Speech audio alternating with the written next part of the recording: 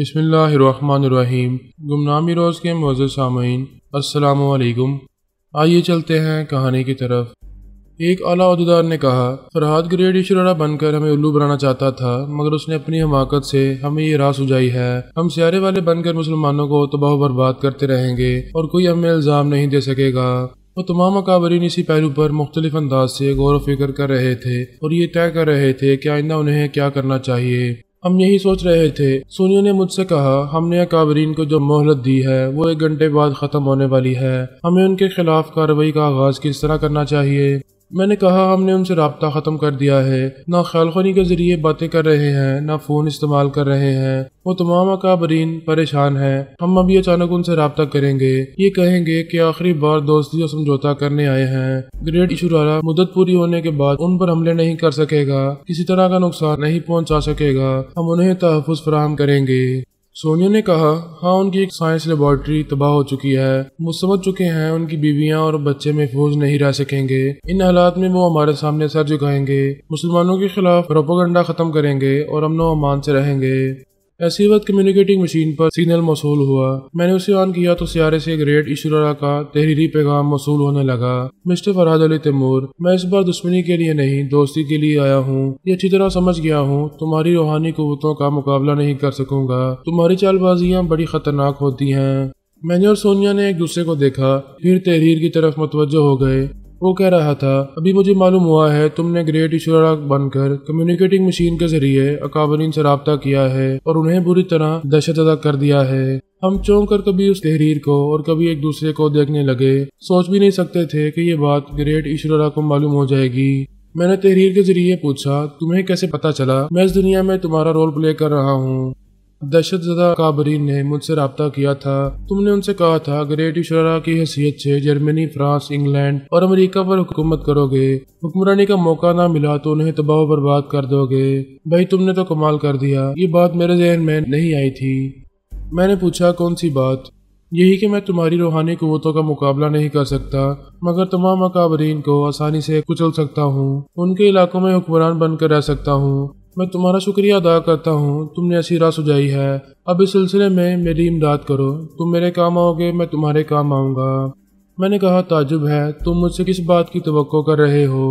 بہت ہی معمولی سا تعاون چاہتا ہوں، میں ان تمام اکابرین کو اپنے زیر اثر لاتا رہوں گا۔ ایسے وقت چاہتا ہوں تم میرے معاملات میں مداخلت نہ کرو، میں وعدہ کرتا ہوں تحریری معاہدہ کرنے کو بھی تیار ہوں۔ دنیا کے ایک حصے پر میری حکومت رہے گی، باقی 3 بڑے حصوں پر تم لوگ حکمران بن کر رہو گے۔ میں تمہارے کسی معاملے میں مداخلت نہیں کروں گا، تمہارے خلاف کبھی کوئی جنگ نہیں لڑوں گا۔ میں نے تحریر کے ذریعے کہا، کیا ہمیں پاگل سمجھا ہے؟ یہودی اور عیسائی پہلے ہی ہمارے دشمن ہیں، تمہارا تو کوئی دین دھرم نہیں ہے، تم ہمارے تیسرے بڑے دشمن بن جاؤ گے، پھر تمہاری پناہ میں رہنے والے وہ یہودی عیسائی اور زیادہ ہمارے خلاف زہر اگلیں گے۔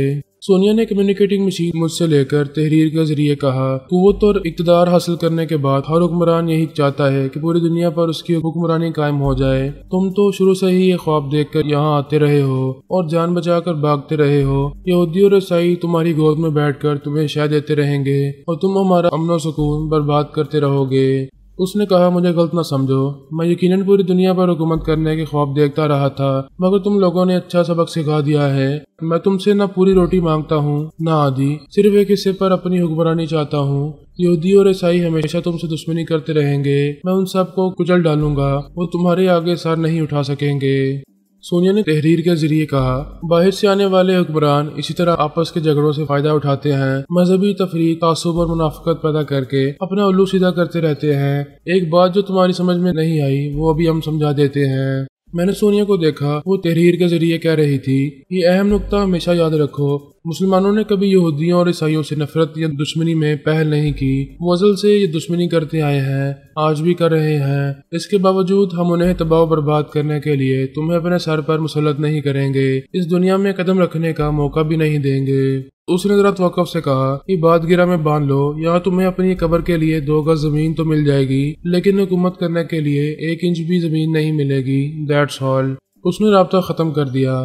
میں نے تائید میں ساری لا کر کہا، بے شک مسلمانوں سے دشمنی کرنے والے عاقبت نااندیش ہیں، لیکن ہم ایسے نہیں ہیں، انہیں کچلنے کے لیے کسی بیرونی طاقت کو کبھی اپنی دنیا پر مسلط نہیں ہونے دیں گے۔ گریٹ ایشورا کو ہماری طرف سے منہ توڑ جواب ملا تھا۔ وہ سمجھ گیا تھا ہم جیسے لوہے کے چنوں کو کسی بہانے چبا نہیں سکے گا۔ اس نے کمیونیکیٹنگ مشین کے ذریعے اکابرین سے رابطہ کیا، پھر تحریر کے ذریعے کہا، تم لوگ کچھ دیر بعد مجھ سے رابطہ کرنے والے تھے، میں نے تمہارا انتظار نہیں کیا، خود ہی رابطہ کر رہا ہوں، مجھے جواب دو۔ فرحاد علی تیمور جس انداز میں دشمنی کر رہا ہے اس کے جواب میں تم سب کیا کرنے والے ہو؟ اکابرین میں سے ایک نے کہا، ہم فرحاد علی تیمور کی چال اسی پر الٹنے والے ہیں، ہمارے ٹیلی پیتھی جاننے والے، ہماری انٹیلیجنس والے اور جنگجو ماہرین مسلمانوں کو جانی و مالی نقصان پہنچاتے رہیں گے، یہ ثابت کرتے رہیں گے کہ جو ہو رہا ہے سیارے والوں کی طرف سے ہو رہا ہے، یعنی تم لوگ مفت میں ہمیں بدنام کرو گے۔ اس میں بدنامی کی کیا بات ہے؟ جس بری طرح شکست کھا کر یہاں سے گئے ہو اس کے بعد تمہیں نیک نامی تو حاصل نہیں ہوگی، نہ آئندہ کبھی تم ہماری زمین پر قدم رکھ سکو گے۔ گریٹ ایشورا نے پوچھا، یہ خوش فہمی کیوں پیدا ہو گئی ہے کہ اپنے ریڈارز اور حساس جاسوسی آلات پر بھروسہ کر رہے ہو؟ بھروسہ تو پہلے بھی کرتے رہے ہو مگر ہم آتے رہے اور جاتے رہے۔ فضول دھمکیاں نہ دو، جب تمہارے آدمی یہاں آئیں گے تو ہم ان سے نمٹ لیں گے، تو پھر نمٹنے کے لیے تیار ہو جاؤ۔ صرف ان سے ہی نہیں، تمہیں دو طرفہ محاذوں پر لڑنا ہوگا، ایک طرف ہم ہوں گے اور دوسری طرف وہ مسلمان جن سے ہمیشہ مانت کھاتے رہے ہو۔ اگر یقین نہیں ہے تو ذرا انتظار کرو، جلد ہی ہم عذاب بن کر نازل ہونے والے ہیں۔ اس نے رابطہ ختم کر دیا۔ ہم تو ان پر عذاب بن کر نازل ہونے ہی والے تھے۔ اب گریٹ ایشورا بھی یہی چیلنج کر رہا تھا۔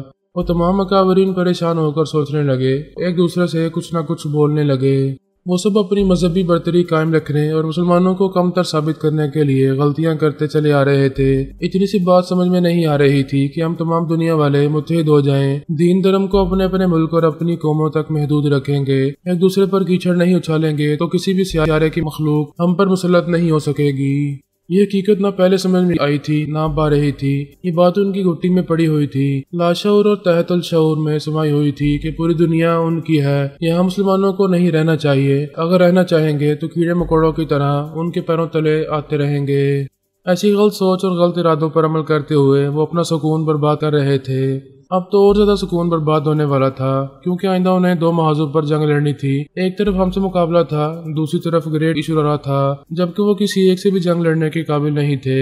انہوں نے جب بھی ہمارے خلاف محاذرے کی تو بری طرح نقصان اٹھایا، اسی طرح گریٹ ایشورا نے ان پر حملے کیے تو وہ اس کے خلاف بھی جوابی کارروائی نہ کر سکے، جانی و مالی نقصانات اٹھاتے رہے۔ وہ موجودہ صورتحال کا سامنا کرنے کے قابل نہیں تھے، اپنی برتری قائم رکھنے کے لیے انہیں کسی ایک سے جنگ لڑنی تھی اور دوسرے سے صلح کرنی تھی۔ صاف ظاہر تھا وہ ہم مسلمانوں کے ساتھ صلح صفائی سے نہیں رہ سکتے تھے۔ کتے کی دم ٹیڑھی ہوتی ہے، وہ ٹیڑھے رہ کر گریٹ ایشورا سے دوستی اور سمجھوتا کرنے کا فیصلہ کر رہے تھے۔ انہوں نے کمیونیکیٹنگ مشین کے ذریعے ایشورا سے رابطہ کیا، تحریر کے ذریعے پوچھا کہ واقعی تم اپنے جانثاروں کو ہماری زمین پر بھیجو گے؟ اس نے جواب دیا، یہ تمہیں بہت جلد معلوم ہو جائے گا۔ کیا تم نے یہ نہیں سوچا تمہارے جانثار یہاں آ کر کہیں چھپ نہیں پاتے؟ سونیا اور فرحاد کسی نہ کسی طرح ان کی شہرک تک پہنچ جاتے ہیں۔ میں نے اچھی طرح سوچ لیا ہے، اس بار میرے جانثار ایسی تیاریوں کے ساتھ آئیں گے کہ مسلمان کبھی ان کے سائے تک بھی نہیں پہنچ پائیں گے۔ کیا تم نے سونیا اور فرحاد کی کوئی کمزوری پا لی ہے؟ سونیا کی کوئی کمزوری نہیں، بلکہ اس کی ایک بہت ہی غیر معمولی طاقت کے متعلق معلومات حاصل کی ہیں۔ تعجب ہے ہم یہاں زمین پر رہ کر اس کی کسی غیر معمولی طاقت سے واقف نہیں ہیں، اور تم وہاں سیارے میں بیٹھے بیٹھے ہم سے زیادہ معلومات حاصل کر رہے ہو۔ جو معلومات مجھے حاصل ہوئی ہیں ان کے متعلق تم سب بہت پہلے سے جانتے ہو مگر بھلا چکے ہو۔ کیا آج سے تقریباً 20 برس پہلے سونیا کے ریکارڈ میں یہ درج نہیں تھا کہ وہ سونگنے کی غیر معمولی حس رکھتی ہے؟ اس بات پر تمام اکابرین چونک گئے۔ کمیونیکیٹنگ مشین کی ننھی سی اسکرین پر تحریر ابھر رہی تھی۔ وہ کہہ رہا تھا ان کے پاس کوئی روحانی قوت نہیں ہے، ایک قدرتی صلاحیت ہے، وہ اسی غیر معمولی حس کے بل پر میرے جانثاروں کی شہرک تک پہنچ جایا کرتی تھی، مگر اب ایسا نہیں ہوگا، ہم اس کا توڑ کر چکے ہیں۔ آرمی کے ایک اعلیٰ افسر نے کہا، بے شک ہم یہ بات بھول چکے تھے، مگر تمہیں یہ کیسے معلوم ہوا وہ ایسی غیر معمولی حس رکھتی ہے؟ وہ بولا، تم پھر بھول رہے ہو، میرے پاس برین ماسٹر ہے اور وہ سونیا کی رگ رگ سے واقف ہے۔ بے شک ہم نے ایسی اہم باتوں کو یاد نہیں رکھا تھا، یہی سمجھتے رہے کہ سونیا اور فرحاد روحانی علوم کے ذریعے سیارے والوں تک پہنچ جایا کرتے ہیں۔ اب حقیقت معلوم ہو رہی ہے، کیا تم اس کی غیر معمولی حس کو ختم کر سکو گے یا کمزور بنا سکو گے؟ ہم کسی کی قدرتی صلاحیتوں کو ختم نہیں کر سکتے، مگر ہاں کمزور بنا سکتے ہیں۔ ہمارے جاں باز کسی اور ترکیب سے محفوظ رہ سکیں گے۔ ایک اعلیٰ حاکم نے کہا، ہم وہ ترکیب جانتے ہیں۔ جو شخص اپنے لباس پر پرفیوم سپرے کر لیتا ہے، سونیا اس کی مخصوص بو تک پہنچ نہیں پاتی، نہ ہی اسے دشمن کی حیثیت سے شناخت کر سکتی ہے۔ ग्रेट ईश्वरा ने कहा, ये भी अच्छी तरकीब है, लेकिन हमने ऐसी दवा इजाद की है जिसे खाने के बाद बदन की महक में तब्दीली आ जाती है। अगर दवा इस्तेमाल करने वाला घर की चारदीवारी में रहे तो ये तब्दीली तकरीबन 10 घंटे तक कायम रहती है। चारदीवारी से बाहर खुली फिजा में 4 घंटे तक उसका असर रहता है। हम उस दवा को और ज्यादा पावरफुल बनाने की कोशिशें कर रहे हैं। ग्रेट ईश्वरा की बातों से ही साबित हो रहा था वो हमारी दुनिया में फिर एक बार भरपूर तैयारियों के साथ आ रहा है। जब वो आ जाएगा तो अकाबरीन उसके और हमारे खिलाफ बेक वक्त महाज कायम नहीं कर सकेंगे। उनके लिए लाजमी हो गया था कि वो किसी एक से दोस्ती और दूसरे से दुश्मनी करें। एक आर्मी अफसर ने कहा, अगर तुम्हारे टेलीपैथी जानने वाले यहाँ आकर सोनिया के हथकंडों से बचते रहे तो फिर तुम्हारी जीत लाजमी होगी। तुम उन्हें शिकस्त दे जाओगे, बुरी तरह नीसो नबूद कर दोगे, मगर इसके लिए हमसे दोस्ती करना लाजमी है। आर्मी के आला अफसर ने कहा, पहले जैसा मुआहदा होगा, दुनिया के एक हिस्से पर हमारी हुक्मरानी होगी, बाकी 3 बड़े हिस्सों पर तुम हुकूमत करोगे। ऐसे वक्त हम तुम्हारी भरपूर इमदाद करते रहेंगे। वो बोला, इस मुआहदे की बातें पहले कई बार हो चुकी हैं, लेकिन कभी इस पर अमल नहीं हुआ। तुम लोगों ने कभी हमारी इमदाद नहीं की। हम आज भी अर्जी दुनिया से बहुत दूर अपने ही भरोसे पर वहाँ हुकूमत करने की प्लानिंग करते रहते हैं। आर्मी के आला अफसर ने कहा, इस बार अमली तौर पर तुम्हारी इमदाद की जाएगी। हम मुतहिद रहकर इतना ताकतवर हो जाएंगे कि आंधी तूफान बनकर उन मुसलमानों को तिनकों की तरह उड़ा देंगे, हमेशा के लिए नाबूद कर देंगे। ग्रेट ईश्वरा यही चाहता था, दुनिया की आधी ताकत उसे मिल जाए। उसकी ख्वाहिश अब पूरी हो रही थी। मैं, अल्पा और किबरिया ख्यालखानी के जरिए उन अकाबरीन के अंदर मौजूद थे। कम्युनिकेटिंग मशीन के जरिए जो तहरीरी गुफ्तगू हो रही थी उसे सुन रहे थे। अल्पा और किबरिया ने सोनिया के पास आकर कहा, मामा, अभी हमें एक अहम बात मालूम हुई है। किबरिया ने कहा, सियारे वालों को आपकी गैर मामूली हिस्स का इल्म हो चुका है। अल्पा ने कहा, उन्हें यह भी पता चल गया है कि आप उसी सलाहियत के जरिए मतलूबा दुश्मन तक पहुंच जाती हैं। सोनिया ने ताजुब से पूछा, ये बात उन्हें कैसे मालूम हो गई? वहाँ सियारे में ब्रेन मास्टर मौजूद है, उसी ने ग्रेट ईश्वरा को आपके मुतालिक बहुत कुछ बता दिया है। अल्पा ने कहा, उन्होंने एक ऐसी दवा इजाद की है जिसे खाने के बाद वो तकरीबन 10 घंटों तक आपकी सूंघने वाले हिस्से महफूज रह सकेंगे। आप उनकी असल जिस्मानी बू तक पहुँच नहीं पाएंगी। किबरिया ने कहा, अगर वो चारदीवारी से निकलकर खुली फिजा में जाएंगे तो दवा ज्यादा देर तक मौसर नहीं रहेगी। 4 घंटे में उसका असर ज़ायल हो जाएगा। सोनिया ने मुझे देखते हुए कहा, ये हमारे लिए लम्हा फिक्रिया है, आइंदा हम आसानी से दुश्मनों तक पहुंच नहीं पाएंगे। मैंने ताइद में सर हिलाकर कहा, मैं भी यही सोच रहा हूँ। वो हमसे छुपने के लिए ज्यादा देर तक चारदीवारी में रहा करेंगे, वहाँ बैठे बैठे ख्यालखानी के जरिए हमारे लिए मसाइल पैदा करते रहेंगे, हमें नुकसान पहुँचाते रहेंगे। किबरिया ने कहा, ग्रेट ईश्वरा कह रहा था किसी भी दिन उसकी टेलीपैथी जानने वाले यहाँ पहुँच जाएंगे। अल्पा ने कहा, हमें मालूम होना चाहिए वो किन मुल्कों में आकर अपनी खुफिया पनाहगाहें बनाएंगे। सोनिया ने कहा, ग्रेट ईश्वरा और अकाबरीन के दरमियान दोस्ती हो रही है। इस पहलू से यही बात समझ में आती है, सियारे वाले अमेरिका और यूरोप के ममालिक में आएंगे, अकाबरीन उन्हें यहाँ आने की इजाज़त भी देंगे और उनके लिए खुफिया पनाहगाहें भी मुहैया करेंगे। मैंने कहा, हमारी कोशिश होगी वो अपनी खुफिया पनाहगाहों में देर तक न रहें, बाहर खुली फिजा में आने पर मजबूर हो जाएं। इसके अलावा उस नई दवा को भी नकारा बनाने की कोई तदबीर करनी होगी। सोनिया ने कहा, हमें इसकी खासियत मालूम करनी चाहिए। ये तो इल्म हो गया है वो किस तरह असर करती है, अब ये भी पता चलना चाहिए कि उसका रिएक्शन क्या हो सकता है या उसे कसरत से इस्तेमाल किया जा सकता है। अगर दवा की खुराक महदूद होगी, एक बार के बाद फौरन ही दूसरी बार नहीं ली जा सकेगी, तब हमें बहुत कुछ कर गुजरने का मौका मिल जाएगा। हमारी कामयाबी का इन्हिसार उस दवा के बेअसर होने पर था। हम नहीं जानते थे वो कितनी पावरफुल है या उसका मनफी रद्द-ए-अमल कैसा हो सकता है। उसके रिएक्शन से हमें बहुत कुछ करने का मौका मिल सकता था। किबरिया किसी सोच में डूबा हुआ था, फिर एकदम से चौंक कर सोनिया से बोला, मामा, आउडी मैन। सोनिया ने पूछा, तुम्हें इस वक्त आउडी मैन क्यों याद आ रहा है? मैंने इसी शहर में उसे देखा था। उस वक्त ये नहीं जानता था कि वो ब्रेन मास्टर का दस्ते रास्त आउडी मैन है। जिस तरह 5 किलोमीटर के फासले तक अपने मतलूबा अफराद की बू सूंघ लेती हैं, इसी तरह वो 5 किलोमीटर के फासले तक किसी भी बोलने वाले या सरगोशी करने वाले की बातें सुन लेता है। वो गैर मामूली कुव्वत समात रखता है। मैंने कहा, हम उसके बारे में तुमसे ज्यादा जानते हैं, आगे बोलो, कहना क्या चाहते हो? उसने कहा, कोई भी सियारे से आने वाला अगर आउडी मैन से 5 किलोमीटर के फासले पर होगा तो वो उसकी बातें सुनकर हमें बता सकेगा कि वो हमसे कितने फासले पर है और कहाँ छुपा हुआ है। मैंने और सोनिया ने मुस्कुराते हुए अपने बेटे को देखा। अल्पा ने कहा, वाकई अगर आउडी मैन मिल जाए और हम उसे अपने ज़ेरे असर ले आए तो वो हमारे बहुत काम आ सकेगा। उसके जरिए हम अपने किसी भी टारगेट तक पहुँच सकेंगे। میں نے بیٹے سے پوچھا تم نے اس شہر میں اسے کہاں دیکھا تھا، کیسے پہچانا تھا کہ وہ آؤڈی مین ہی ہے؟ وہ ہوٹل لاروس میں مجھ سے ٹکرایا تھا، نشے میں بدمست تھا۔ میں نے اسے سہارا دیتے ہوئے پوچھا کہاں جانا چاہتے ہو؟ وہ لڑکھڑاتی ہوئی زبان سے بولا بس وہاں آگے پارکنگ ایریا میں میری کار ہے۔ میں نے کہا آل رائٹ، میں تمہیں کار تک لے جا کر بٹھا دوں گا۔ میں اسے سہارا دیتا ہوا پارکنگ ایریا کی طرف جانے لگا۔ وہ زیر لب بڑبڑا رہا تھا۔ میں نے کہا تم تقریباً 50 برس کے ہو چکے ہو، تمہیں اس قدر نہیں پینا چاہیے۔ وہ بولا میں نے بہت پی ہے مگر نشے میں نہیں ہوں۔ دنیا کے سارے شرابی یہی کہتے ہیں مگر گھر پہنچنے سے پہلے کسی نالے میں اندھے منہ گر پڑتے ہیں۔ تمہاری کار کہاں ہے، نمبر بتاؤ۔ وہ میرے سہارے چلتے چلتے رک گیا، دھندلائی ہوئی آنکھوں سے یہاں وہاں دیکھنے لگا۔ اسے یاد نہیں آ رہا تھا کہ کس حصے میں کار پارک کی تھی۔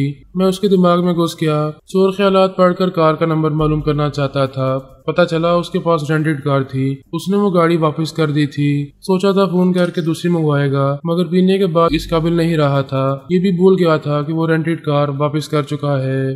میں جھیل والے کاٹیج میں تھا، سوچا اگر اس کی رہائش گاہ میرے راستے میں پڑتی ہے تو اسے گھر تک پہنچا دوں گا۔ پتہ چلا وہ ہمارے قریب ہی کچھ فاصلے پر کاٹیج نمبر 14 میں رہتا ہے۔ میں نے اسے اپنی کار کی پچھلی سیٹ پر بٹھایا تو وہ وہاں لیٹ گیا۔ لیٹنے کے بعد زیر لب بڑبڑانے لگا۔ ایسے ہی وقت میں نے چونک کر اسے دیکھا، یوں لگا جیسے وہ برین ماسٹر کا نام لے رہا ہے۔ تب میں نے اس کے چور خیالات کو کھنگالنا شروع کیا۔ معلوم ہوا وہ برین ماسٹر کا دستے راست آؤڈی مین ہے۔ ایک طویل جدائی کے دوران اپنے آقا برین ماسٹر سے تقریباً مایوس ہو گیا ہے کیونکہ اس کے آقا نے سیارے میں جانے کے بعد اسے بلا دیا تھا۔ اس کی سوچ کے ذریعے معلوم ہوا وہ اس وقت زیر لب بڑبڑاتے ہوئے کہہ رہا تھا برین ماسٹر مجھے کتا سمجھتا تھا، جاتے جاتے لات مار کر چلا گیا۔ میں فوراً اسٹیئرنگ سیٹ پر آ کر بیٹھ گیا، پھر کار ڈرائیو کرتا ہوا اسے اپنے کاٹیج میں لے آیا۔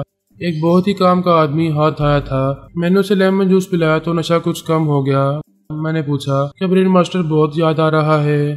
اس نے مجھے چونک کر دیکھا، پھر انجان بنتے ہوئے کہا کون برین ماسٹر، تم کس کی بات کر رہے ہو؟ میں اسی کی بات کر رہا ہوں جو تمہیں چھوڑ کر سیارے میں چلا گیا ہے۔ اس نے پریشان ہوتے ہوئے پوچھا تم کون ہو؟